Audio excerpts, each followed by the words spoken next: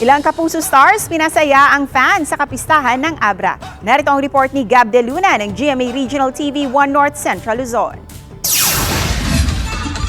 24 na nagagandahang dilagang rumampas sa entablado sa Miss Abra 2024 Beyond Beauty Coronation Night. Nagsilbing hurado ang sexy at stunning Kapuso actress and beauty queen Herline Budol. Ayon sa Miss Philippines Tourism 2023 na si Herline, malaking karangalan daw ang pagiging judge dahil sa taglay na ganda ng bawat contestant. This time parang ang hirap mamili kasi sobrang lahat sila sobrang gaganda at saka sobrang gaganda pala ng mga taga-Abra kaya nakakagulat din na sa probinsya talagang daming tinatago kaya sumali na kayo sa national pageant sa Manila. Nako, deserve nyo. Naghiyawa naman ang supporters ng itanghal na Miss Abra 2024 ang 19 anyos at police officer na si Geraldine Bangcoyo Acosta.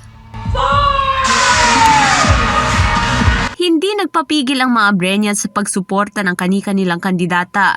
Nagtapos ang gabi bakas ang ngiti ng bawat dumalo. Ibinahagi rin ng proud Kapuso actress at bagong sparkle artist ang pasasalamat sa network matapos itong pumirma ng kontrata sa Sparkle Jimmy Artist Center. Sobrang saya ng puso ko, sobrang hindi ko mapaliwanag na parang pangalawang bahay ko na, merong mag-aalaga na sa akin na talagang totoo, may magtuturo, may magtatama sa akin kung may pagkakamali man ako.